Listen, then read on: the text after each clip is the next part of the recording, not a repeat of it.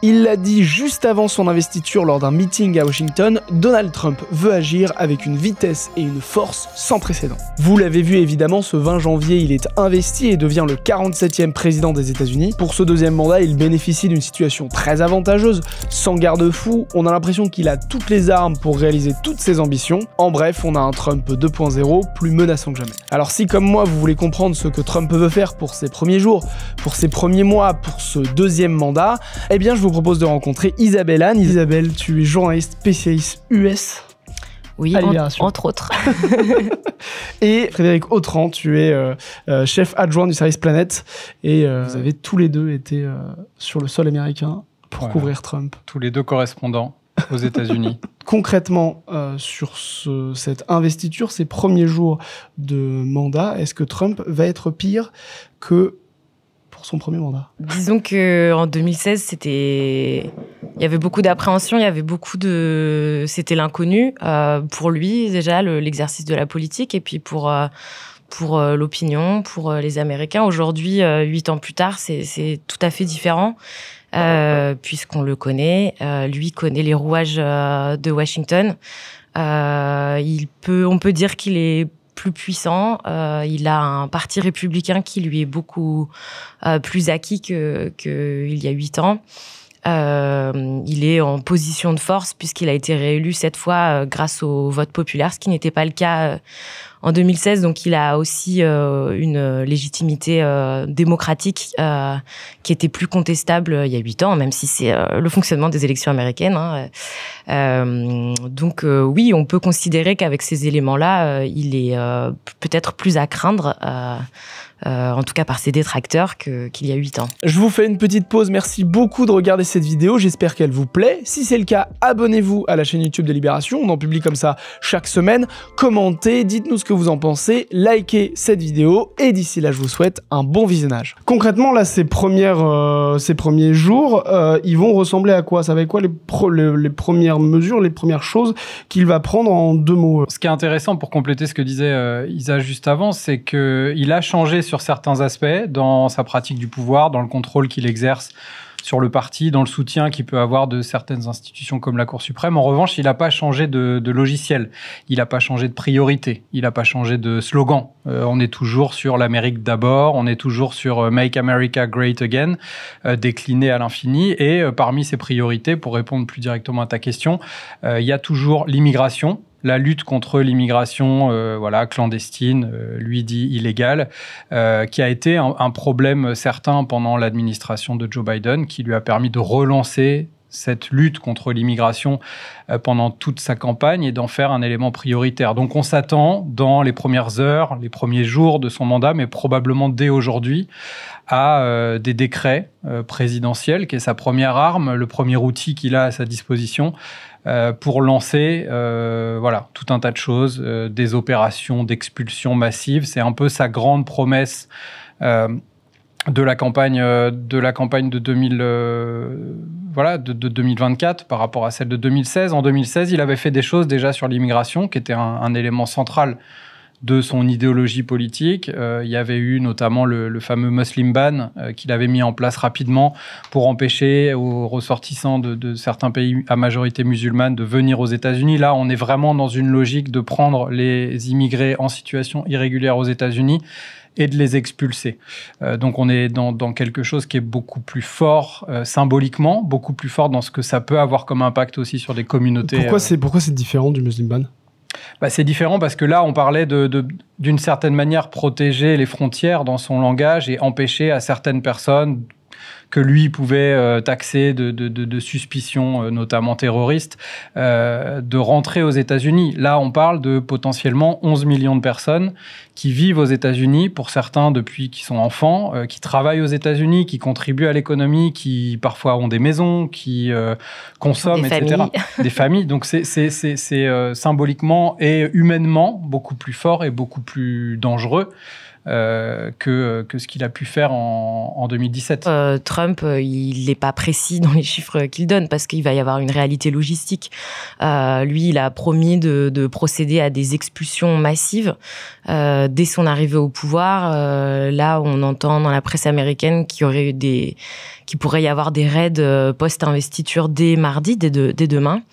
Maintenant, voilà, ça va pas. Des raids, c'est-à-dire genre des grandes arrestations massives, sachant que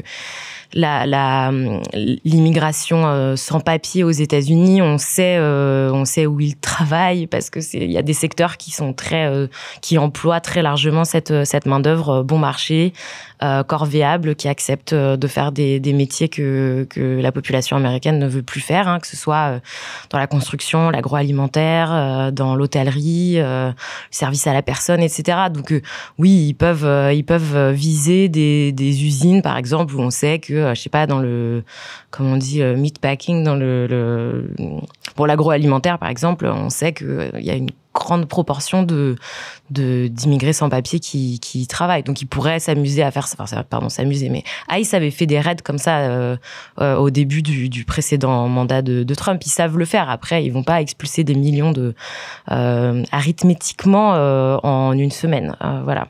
Concrètement, ces mesures, ces arrestations massives, ces mesures concernant l'immigration, quel impact ça pourrait avoir sur l'économie américaine ?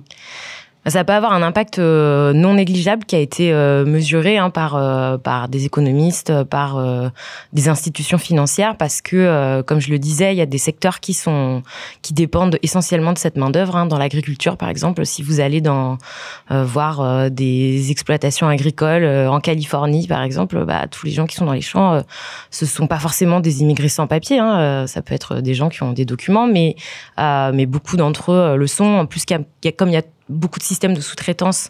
En fait, le propriétaire des lieux n'est pas forcément au courant de qui travaille sur ces terres. Hein, donc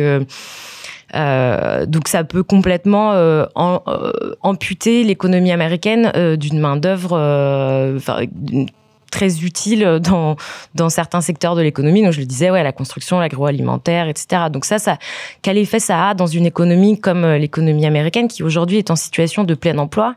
Ça a fait que ce sont déjà des secteurs qui à la base n'arrivaient pas à trouver une main-d'œuvre américaine, qui proposent des salaires très bas. Donc, mécaniquement, si cette main-d'œuvre disparaît, ça peut créer des situations de pénurie. Et dans ce cas, pour attirer une main-d'œuvre domestique, documentée, il va falloir augmenter les salaires. Donc ça va avoir une pression inflationniste qui a été mesurée. Je n'ai plus les chiffres exacts en tête, mais ça, on le sait déjà, ça peut faire monter les prix vraiment de façon purement mécanique. Un autre aspect de l'impact économique de cette mesure d'expulsion massive, c'est que ce sont des gens qui cotisent, hein, ce sont des contribuables, ce sont des gens avec des familles qui consomment, qui payent tout un tas de taxes, hein, des taxes directes à la consommation. Dès qu'on achète quelque chose, il y a une taxe. Donc ça aussi, ça va être un gros manque à gagner pour l'économie américaine. Sur ces questions autour de l'immigration, est-ce qu'on sait un petit peu comment est-ce que sur le terrain, les personnes concernées par les mesures que pourrait prendre Trump reçoivent son investiture ? C'est une question compliquée parce qu'évidemment, 11 millions de personnes, c'est difficile de faire des généralités. Il y a des gens qui ont pu déjà prendre des mesures pour peut-être quitter le pays, pour éviter cette phase d'inquiétude d'une expulsion. Il y a beaucoup d'associations qui, historiquement, travaillent autour de ces communautés pour les aider, leur apporter un soutien, notamment juridique, parce que c'est difficile de savoir ce que Trump va précisément faire. On se souviendra qu'il a promis d'être un dictateur le premier jour. On sait qu'il a un rapport à la loi et à la pratique de la loi un peu particulier parfois, quand ça le concerne ou quand ça concerne ses décisions. Les États-Unis restent un État de droit. Donc comment il va mener ces opérations d'expulsion, quel processus juridique auront les gens concernés pour le contester, est-ce qu'ils auront le droit d'être assistés juridiquement par ces associations? Donc sur ce sujet-là, comme sur d'autres sujets, les associations se préparent depuis des mois à contester juridiquement, à être au soutien de ces communautés.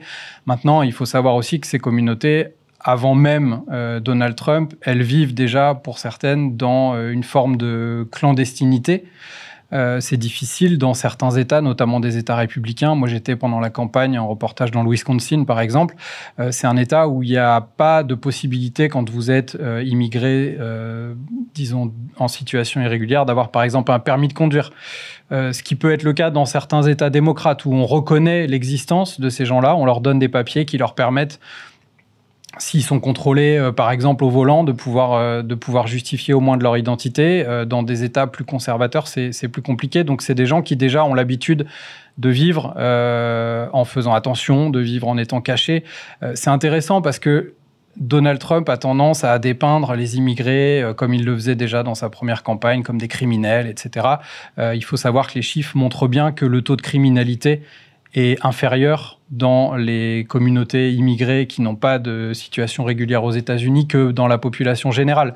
Donc c'est évidemment un mythe de dire que les immigrés irréguliers sont plus criminels que la moyenne. Voilà, donc il y a une peur, il y a une crainte, il y a une vigilance et il y a probablement pour certains ceux qui se sentent les plus menacés à court terme, d'une certaine manière se terrer un peu plus.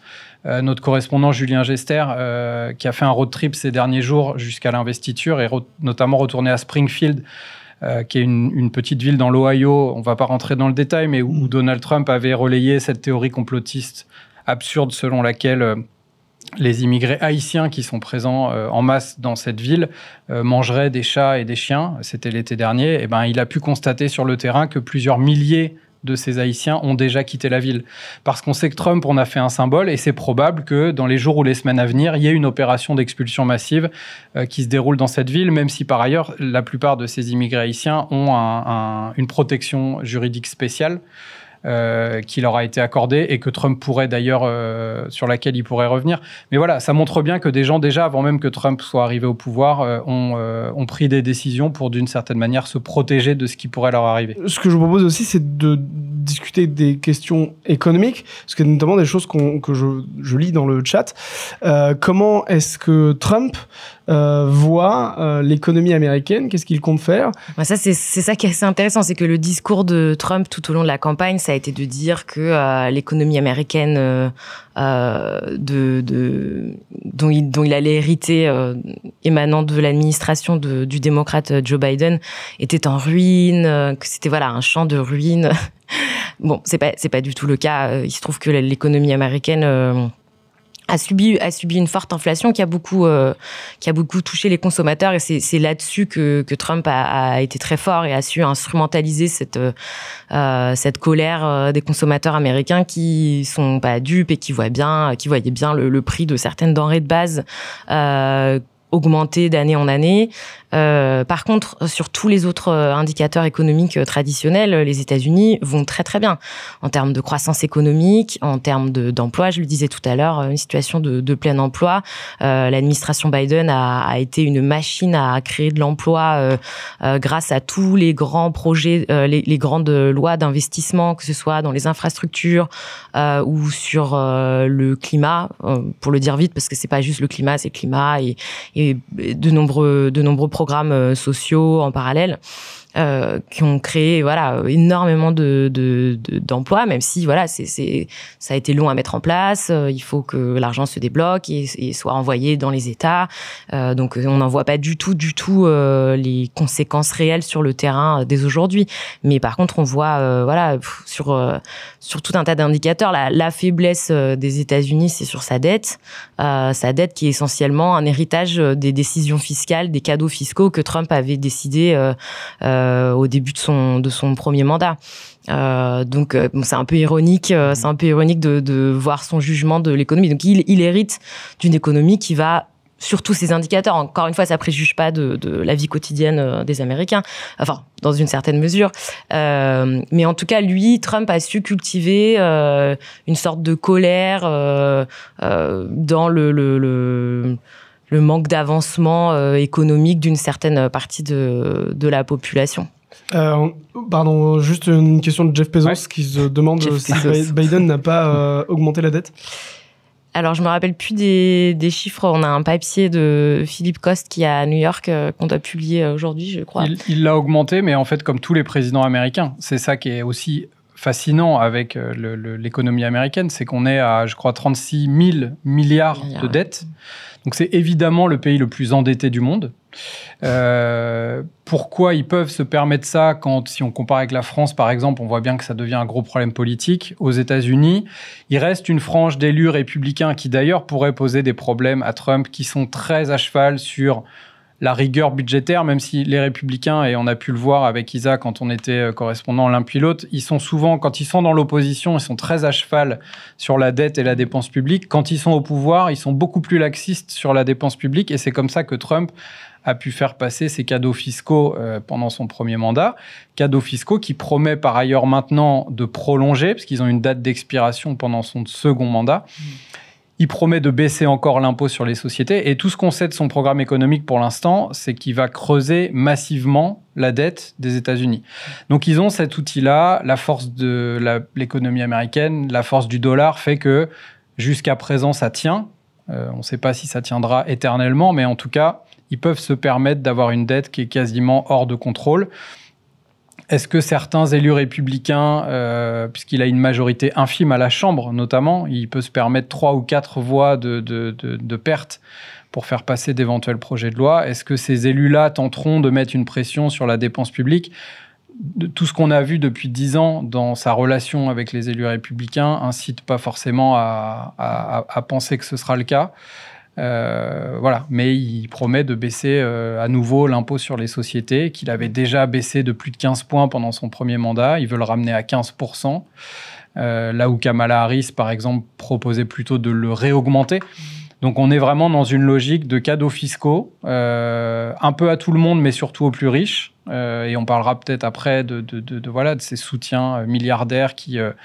les uns après les autres se rallient à Donald Trump, aussi pour des raisons d'intérêt personnel et économique. Pour compléter sur la dette, parce que Trump s'en défend évidemment de vouloir la creuser, pour lui, il peut compenser ses cadeaux fiscaux avec tout un pan de mesures économiques dont on n'a pas encore parlé, qui sont quasi, enfin voilà, dans son programme économique, l'idée la plus importante, la plus structurante de sa vision des 4 ans à venir, qui est la guerre commerciale, qui est l'imposition de barrières douanières sur tout un tas de produits. Alors, pendant sa campagne, on ne sait pas vraiment ce qu'il va mettre en place, mais il risque de le faire hyper rapidement, si ce n'est dès ce soir.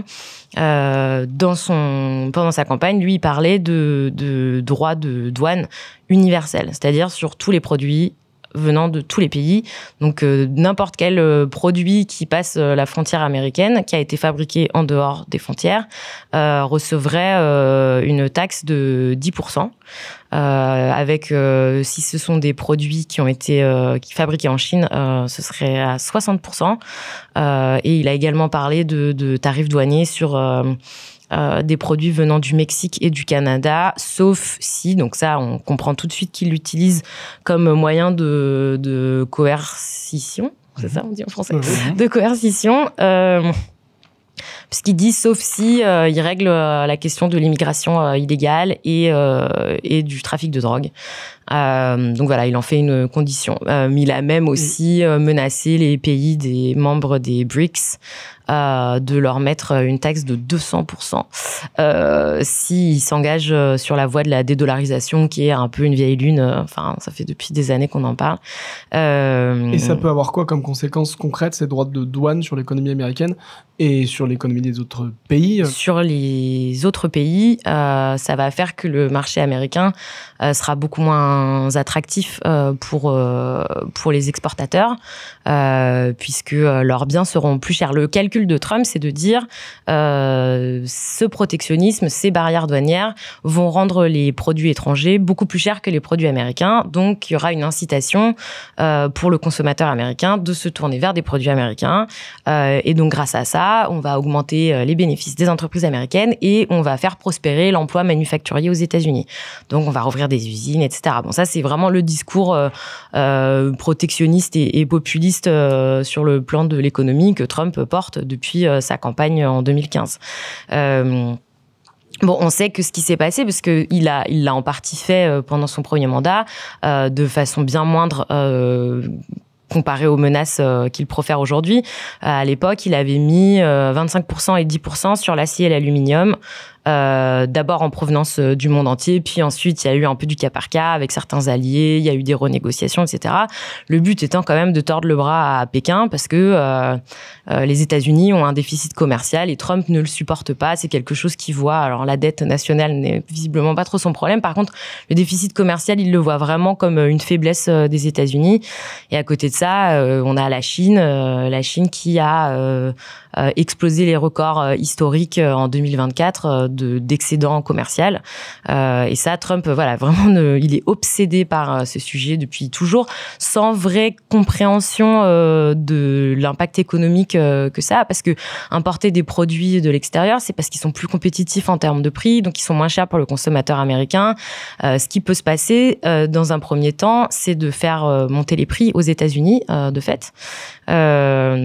L'impact sur l'emploi est pas du tout prouvé, puisque avec les tarifs qu'il avait mis en place, avec les barrières douanières qu'il avait mises en place en 2017-2018, il n'y a pas eu d'amélioration sur l'emploi. Il y a eu tout un rapport de la Fed dessus, de la Réserve nationale. Et donc il n'y a pas eu d'impact sur l'emploi manufacturier, au contraire. Il y a eu un impact par contre sur les coûts de production aux États-Unis, puisque l'acier et l'aluminium par exemple sont deux produits de base qui sont utilisés par beaucoup de producteurs américains dans beaucoup de secteurs, dans plein de secteurs différents, qui ont donc été impactés, puisque ça a fait monter les prix de denrées qui ne sont pas capables de produire aux États-Unis dans les proportions dont le marché a besoin. Ensuite, il y a l'impact, donc il y a un impact sur les prix, donc une pression inflationniste qui est anticipée. L'impact sur l'emploi, il est vraiment discutable. Et enfin, l'impact sur les pays étrangers, les produits qui exportent aujourd'hui aux États-Unis, évidemment l'Europe, évidemment la Chine, ça va avoir un impact, parce que on vendra, les constructeurs automobiles par exemple, le vin français, les fromages français, etc. On a peur que, ces producteurs-là redoutent que le marché américain de leur tende moins les bras. Le gouvernement Trump qui arrive, Trump et son investiture, a nécessairement des impacts sur le monde. Il a notamment déjà commencé, puisque il me semble bien que l'administration Trump a eu à jouer dans la trêve qui s'est décidée la semaine dernière dans la guerre Israël-Hamas. Déjà, quel rôle est-ce que cette administration Trump a eu dans cette trêve? Alors pour le Proche-Orient, l'impact il est assez clair. C'est plus c'est un peu l'image de vous essayer de rouler le caillou jusqu'en haut de la montagne. Et Biden, ça fait 1 an avec son équipe qu'il essaye de monter ce caillou, négocier ce deal introuvable. Et Trump, c'est celui qui le fait basculer de l'autre côté. Parce que lui, quand il arrive, il dit « Moi, je veux un accord avant le 20 janvier ».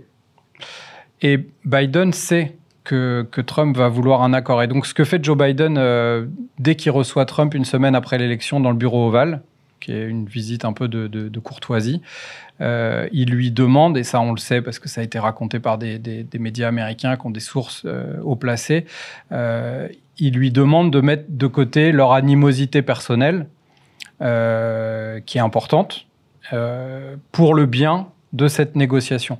Et donc, dès le début, l'équipe de Donald Trump, parce que c'est évidemment pas Trump ni Joe Biden qui négocient directement, même si les deux ont eu des échanges téléphoniques avec Benjamin Netanyahu, le Premier ministre israélien, principalement, c'est leurs équipes. Et donc, il y a 2 conseillers en particulier, dont l'émissaire de Trump pour le Moyen-Orient, qui s'appelle Steve Witkoff, qui est un promoteur immobilier, milliardaire, copain de Trump depuis très longtemps. Il a participé de très près aux négociations, notamment au cours de la dernière semaine. Ils étaient tous les deux avec l'émissaire de Joe Biden au Qatar mercredi, quand le Premier ministre du Qatar a annoncé l'accord. Ils étaient là tous les deux dans la pièce. Witkoff est allé voir samedi, donc il y a une dizaine de jours, Benjamin Netanyahou à Tel Aviv. L'émissaire de Biden était au téléphone et il a assisté à la conversation. Et donc c'est vraiment cette alliance des deux qui a permis que cet accord voit le jour juste à la veille de l'investiture de Donald Trump, ce qui est évidemment pas une coïncidence. Maintenant, la question, c'est qu'est-ce qu'il va faire après ? L'intérêt de Joe Biden d'associer Donald Trump aussi à l'accord et que cet accord soit conclu avant l'investiture, c'est que d'une certaine manière, Trump est aussi redevable maintenant de cet accord. C'est aussi un peu le sien. Et maintenant qu'il va être président, il va être responsable de sa mise en œuvre, du suivi de sa mise en œuvre. Les signaux qui sont envoyés, c'est qu'ils ont très envie que cet accord aille jusqu'à son terme. On ne va pas rentrer dans les détails du deal qui est extrêmement technique, mais pour l'instant, on est sur une première phase de 6 semaines avec ce qu'on a vu hier, des libérations d'otages, des libérations de prisonniers palestiniens, de l'entrée massive d'aide humanitaire.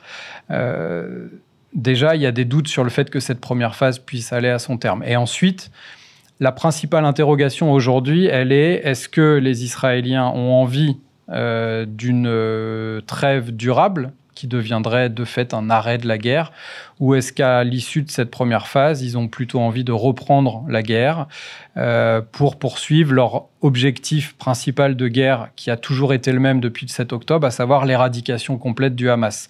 Les images qu'on a vues hier de combattants armés du Hamas, très visibles, notamment au moment de la libération des otages, c'est aussi un moment très symbolique où le Hamas dit « on existe encore, on a été brisé, vous avez tué nos chefs, mais on est toujours là ». Ça, évidemment, pour Israël, c'est inacceptable. Pour les États-Unis, probablement aussi. Donc la question qui va se poser, les Israéliens disent aujourd'hui « nous, on est prêts à reprendre la guerre à tout moment et on aura le soutien des États-Unis ». Il y a un point d'interrogation sur cet aspect-là parce qu'on a aussi d'autres signaux du côté américain, notamment le conseiller à la sécurité nationale de Trump, Mike Waltz, qui a parlé la semaine dernière, qui dit que l'un des objectifs majeurs en politique étrangère au Proche-Orient de Donald Trump, c'est de poursuivre ce qu'on a appelé les accords d'Abraham, qui sont des accords de normalisation entre Israël et plusieurs pays arabes, et notamment un accord avec l'Arabie saoudite, dont on sait qu'il était sur le point d'être conclu avant le 7 octobre. Et on pense que c'est l'une des raisons principales pour lesquelles aussi le Hamas a lancé ce massacre terroriste dans le sud d'Israël, c'était pour empêcher la conclusion de cet accord. Le conseiller de Trump dit clairement, nous on veut que cet accord se fasse parce qu'on veut faire du business avec l'Arabie saoudite. Il faut comprendre qu'un rapprochement entre Israël et l'Arabie saoudite avec les États-Unis comme parrain, c'est une opportunité de lien économique extrêmement importante, extrêmement lucrative. Donc, c'est là qu'on verra aussi quel est le choix de Donald Trump, dont on sait qu'il est plutôt à la base un homme d'affaires, qu'il a un intérêt pour l'argent depuis toujours. Si son intérêt premier est celui des États-Unis, c'est de faire des affaires, notamment avec l'Arabie saoudite, par l'intermédiaire de cette normalisation et de cette pacification de la région, il sera peut-être enclin à mettre la pression sur Israël pour ne pas reprendre la guerre à Gaza. Donc on est un peu dans cette incertitude-là. On a quelques semaines où normalement le deal dans sa première phase devrait se poursuivre et aller à son terme. Mais il y a des doutes sur la seconde phase. Et pour l'instant, c'est difficile de prédire, comme souvent avec Donald Trump, quelle sera réellement sa politique. Il y a un autre conflit sur lequel Trump pourrait avoir une influence, c'est celui de la guerre en Ukraine, et notamment Jeff Bezos, dans le chat, qui se demande s'il pense pouvoir mettre la fin à la guerre en Ukraine.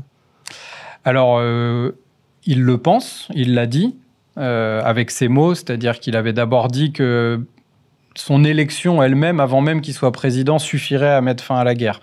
Ensuite, il a dit qu'il mettrait fin à la guerre le premier jour de son mandat. Depuis, son émissaire pour l'Ukraine a dit que sans doute, il faudrait au moins une centaine de jours avant que les choses commencent à se dessiner pour aller vers une négociation. Donc, évidemment, il y avait une part d'esbrouf, comme toujours avec Trump. Mais oui, ça fait partie de ses intentions. On publie, je crois qu'on l'a publié là il y a 1 heure, allez le lire sur le site et il sera demain dans le journal, un reportage de Véronica, qui est notre spécialiste Ukraine et Russie, qui est en Ukraine et qui est allé sonder aussi ce que pense la société ukrainienne de ce changement de présidence américaine. Il faut comprendre aussi que la situation a changé en Ukraine, que l'état d'esprit des Ukrainiens a changé et que clairement on sent, et elle le raconte, une lassitude. On sent que de plus en plus d'Ukrainiens sont usés par cette guerre et sont prêts à des concessions territoriales qui seraient probablement au cœur d'un accord de paix ou en tout cas de cessez-le-feu entre la Russie et l'Ukraine. Ce qu'on a du mal à mesurer, c'est quelle sera, encore une fois, la position de Trump. Est-ce qu'il va poursuivre le soutien, notamment militaire et financier, à l'Ukraine? Est-ce qu'il va forcer la main de l'Ukraine pour faire des concessions à la Russie? Et l'autre inconnu, c'est que va faire Vladimir Poutine? Parce que personne aujourd'hui ne sait si Vladimir Poutine est prêt à accepter un accord qui, pour schématiser, permettrait à la Russie de garder le contrôle des régions qu'elle a conquises depuis 2022 et avant. En échange de quoi? Est-ce que c'est la promesse des États-Unis que l'Ukraine ne rentrera jamais dans l'OTAN, dont on sait que c'est un peu l'épouvantail pour Poutine? Mais voilà, on va rentrer dans une phase où la diplomatie va être intense. Maintenant, que va faire précisément Trump? Trump, c'est aussi quelqu'un qui a toujours mis en avant qu'il était là pour faire des deals. Il n'aime pas la guerre. Personne n'aime la guerre, mais bon, à part peut-être ceux qui vendent des armes et qui les produisent, et notamment beaucoup aux États-Unis. Mais voilà, il voudra sans doute un accord, mais il voudra aussi paraître fort. Et s'il se couche devant Vladimir Poutine en cédant à toutes ses concessions et en forçant l'Ukraine à accepter une trêve qui n'irait pas du tout dans son intérêt, il paraîtra faible.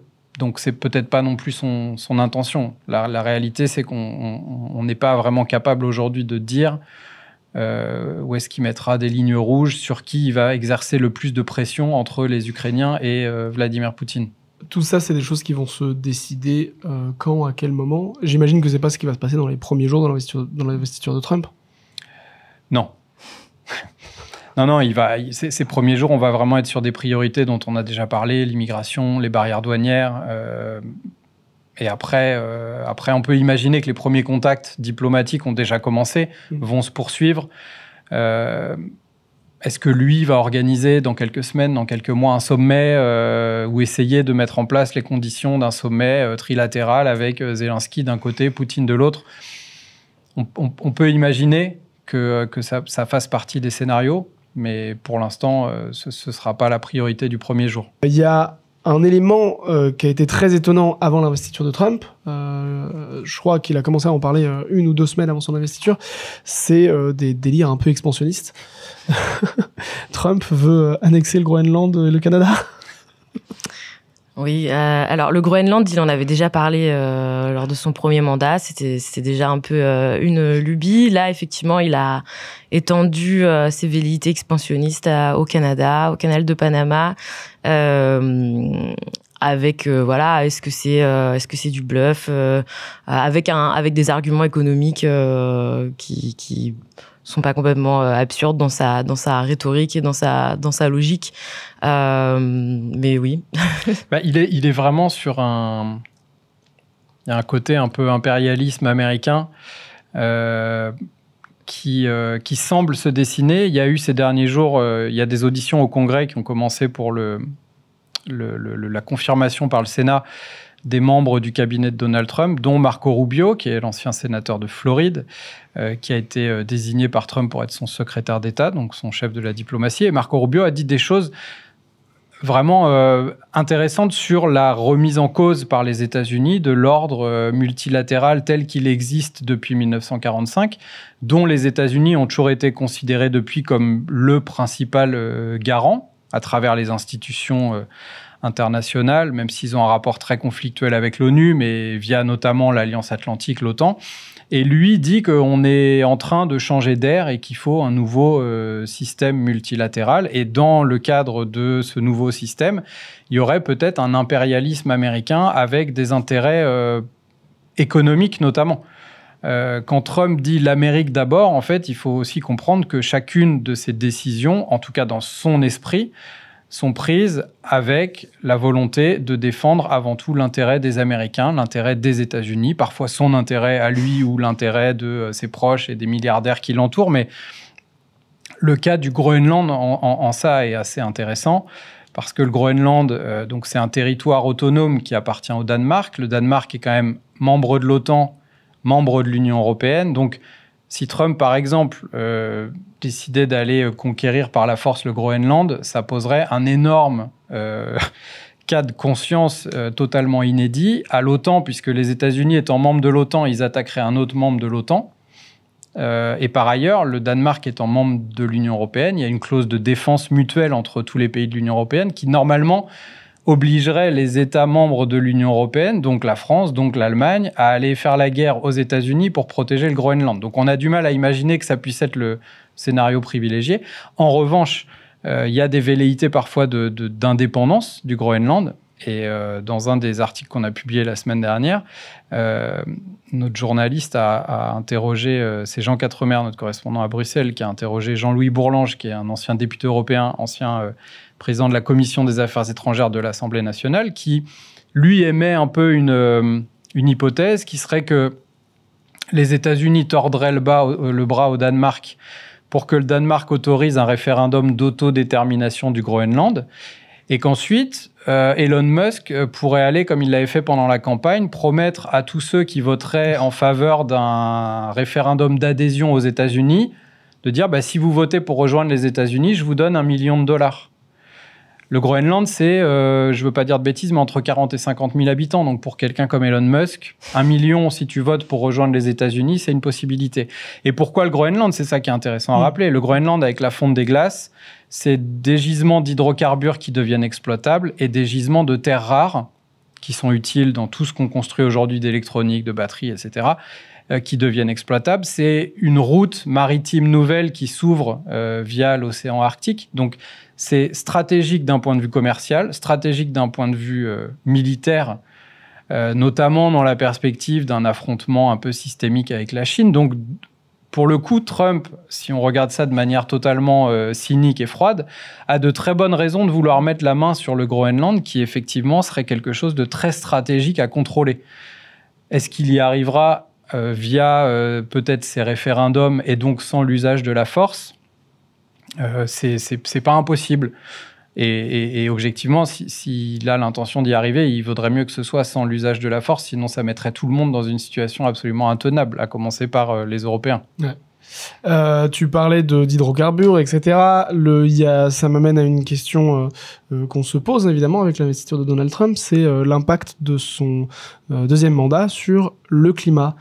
Est-ce que Donald Trump va être un grand sauveur de la planète, de l'écologie et du climat ? Je devrais vraiment répondre à ces questions. Non, il faut rappeler quand même dans quel contexte cette investiture se tient. On vient d'assister à des feux historiques à Los Angeles, hyper destructeurs. Qui après une année de sécheresse, pareil, record, qui elle-même avait suivi une année une saison de pluie record. Donc tous les éléments réunis pour faire de ces feux une bombe qui a vraiment dévasté des quartiers entiers. D'ailleurs, le premier déplacement de Trump cette semaine est prévu en Californie. Sans doute pour le premier déplacement présidentiel de Trump sera là. Donc ce sera intéressant de voir sur quoi porte son discours exactement. Moi, je suis assez curieuse de l'entendre là-dessus. Alors, mais il parlera sans doute pas du climat. Voilà, il parlera probablement de mesures d'urbanisme, de Newsom, le gouverneur de Californie, qu'il déteste, qui est évidemment démocrate, ou de la maire de Los Angeles, qui est aussi démocrate. Peut-être qu'il ira sur le terrain politique de décision d'urbanisme, de gestion des ressources, de gestion de l'eau, etc. Maintenant, ce qu'on sait dans les premières décisions que Trump devrait prendre, comme il l'avait fait il y a 8 ans, il devrait sortir de l'accord de Paris, ressortir de l'accord de Paris. Biden y était re-rentré, pareil. Je sais plus si c'était son premier jour ou la première semaine où Biden était à la Maison-Blanche. Donc il y a cette espèce de jeu entrée-sortie de l'accord de Paris sur le climat. Juste, c'est quoi les enjeux de sortir de l'accord de Paris concrètement ? Alors, c'est assez symbolique. C'est une bonne question que tu poses. En fait, c'est assez symbolique parce que l'accord de Paris sur le climat, c'est des engagements. Chaque pays s'est engagé à réduire ses émissions d'ici à la moitié du siècle, d'une certaine mesure, selon les réalités nationales de chaque pays. Mais ce sont des engagements qui sont non contraignants. En fait, Trump, quand il en sort, il dit on va pas être tenu par cet accord quand bien même il est symbolique. Quand Biden était rentré, il voulait dire les États-Unis veulent reprendre le leadership sur les questions climatiques. Voilà, c'est vraiment quand même une histoire de message envoyé. Maintenant, ça va bien au-delà avec Trump. Puisque sous son premier mandat, conséquence de la révolution du schiste aux États-Unis, qui a permis d'avoir accès à des gisements d'hydrocarbures qui étaient jusque-là pas possible d'exploiter. Les États-Unis sont devenus en 2018 le premier producteur au monde de pétrole et de gaz. Et puis l'année suivante, ils ont même réussi à devenir exportateurs nets, ce qui était une première puisque les États-Unis sont très très gourmands, notamment en pétrole. C'est un gros pays consommateur et donc les États-Unis aujourd'hui c'est le deuxième pays le plus émetteur de gaz à effet de serre après la Chine. Donc quelles que soient les décisions que sont prises par les États-Unis sur ces sujets, ça a des conséquences évidemment sur le réchauffement global. En l'occurrence, Trump a promis de libérer l'énergie américaine, de défaire l'héritage de Biden sur tout un tas de réglementations environnementales, climatiques, sur tous les encouragements qui ont été mis en place grâce à l'Inflation Reduction Act, qui est cet énorme package législatif, ce colosse je me rappelle plus, tu te rappelles du chiffre? C'est quelques centaines de milliards de dollars, mais je vais le retrouver peut-être discrètement. J'ai pas du tout la mémoire des chiffres, comme vous vous en rendez compte. Et donc, il a promis de totalement anéantir ce programme, ce dont beaucoup de personnes doutent en fait aux États-Unis parce que beaucoup de financements ont déjà été envoyés, donc ils vont pas récupérer l'argent. Et puis, ce sont des financements qui ont beaucoup aidé des États républicains. Donc, il est possible que certains gouverneurs ou sénateurs locaux disent non, mais nous, on est très contents parce que ça a créé de l'emploi. Ce sont des investissements dans les énergies vertes et avec un but de création d'emplois manufacturiers localement. Donc, c'est totalement compatible avec le programme économique de Trump. Ce serait assez bizarre. Voilà, peut-être qu'il va renommer certains programmes. Voilà, ce sera pour le... Mais en tout cas, il a promis quelque chose, c'est l'accélération des forages aux États-Unis, une augmentation de la production de pétrole et de gaz aux États-Unis pour la consommation domestique, comme pour l'exportation. Biden, en début 2024, avait mis un moratoire sur les nouveaux projets d'exportation de gaz naturel liquéfié. Vous savez que qui est devenu très important, notamment depuis la guerre en Ukraine, puisque, par exemple, notamment pour les Européens qui bénéficiaient du gaz russe peu cher grâce à tous les gazoducs qui nous relient aux champs gaziers russes, qui ont été tous coupés les uns après les autres pour différentes raisons. Maintenant, il n'en reste plus qu'un qui nourrit les Européens, et du coup, pour compenser, les Européens importent énormément de gaz naturel liquéfié américain, notamment les Français, pour compenser. Donc ça, Trump a décidé, ça ce sera, je pense pas prendre trop de risques en disant que c'est un des premiers décrets qu'il va signer, de rétablir l'autorisation de l'expansion, donc des capacités d'exportation, de production et d'exportation de gaz naturel liquéfié. Avant de boucler cette discussion, il y a une dernière question que je me pose qui va se décider dans ces prochains jours. Trump va être président, et derrière, qui sera dans son gouvernement? Est-ce qu'on le sait? Et quel impact ça aura sur la politique américaine? Alors, j'aurais dû venir avec la liste des noms.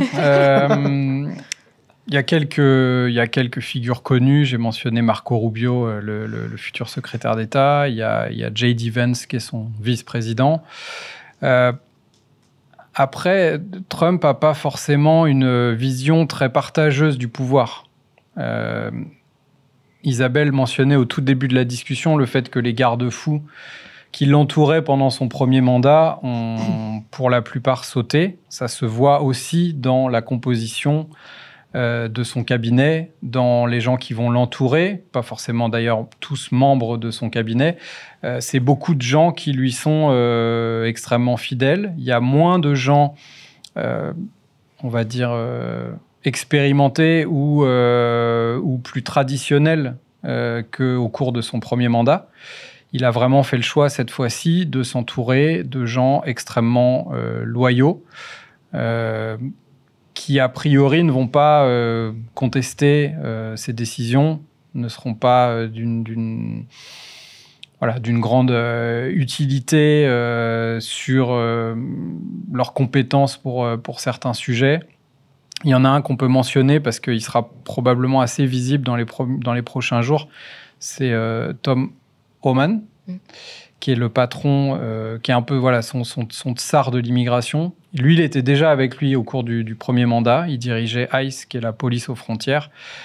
Et lui, on pense que ça va être une figure assez emblématique, notamment des premiers jours. On s'attend peut-être à ce qu'il soit sur le terrain dès demain avec des équipes de policiers chercher d'aller récupérer et expulser des migrants en situation irrégulière. Donc voilà, il ne va pas y avoir forcément énormément de figures très visibles, à part Trump lui-même, Marco Rubio un peu à l'international. Je ne sais pas si Isa, tu as des noms en tête. Non, mais oui, c'est qu'il il a vraiment choisi des gens qui lui sont hyper loyaux.